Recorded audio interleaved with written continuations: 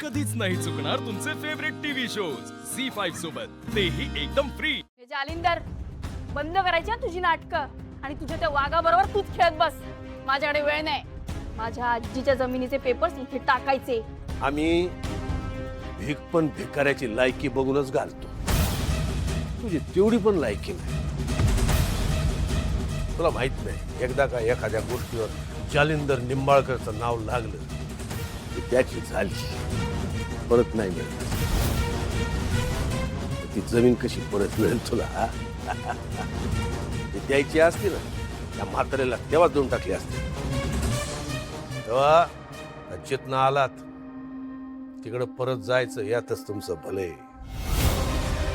नाही तर ज्या मातीसाठी राडे घालताय ना, त्याच मातीत तुमची हाडं सापडते तुमच्या पोरांना.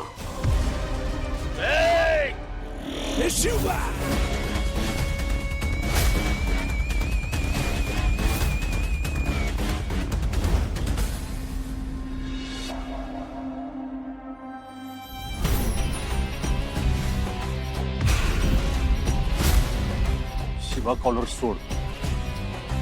शिवाय तू आमच्या वादात पडू नको. मी नाही सोडणार कॉलर. कॉलर सोड. नाही सोडत. जा. शिवा, कॉलर सोड.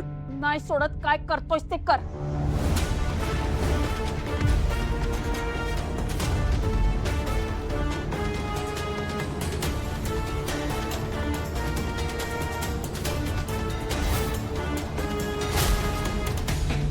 तुला कळते का तू कुणाला हात लावलायस ते? परत नाही हात लावायचा. अच्छा, तू आहेस रे लबाड लांडग्याचा वाघ. किंवा तोंड सांभाळून बोल. तू सांभाळून बोल. मी यांच्याबद्दल काहीच चुकीचं ऐकून घेणार नाही हं? माझ्यासाठी देव माणूस येऊ. ते कोण कुठला देव? देवाचा वेश पांघरून राक्षस फिरतो या गावात. माझ्या आजीची जमीन हडपली याने. तू यार, तू भोळा आहेस. तुझ्या भोळेपणाचा फायदा घेतो हा माणूस. काय पण काय बडबडतेस तू? डॅडी असं करणं शक्यच नाही. तर ते दोन्ही आता त्यांना द्यायचं जमतं, ते कधीच घेत नाहीत. लोकांची इथं पंक्ती उठतात, लोक जेवण करून जातात पोटभर. माणूस आहे ना, कधीच कुणाची भाकर हिसकावून घेणार नाही. साहेब, काय गैरसमज आहे तुझा?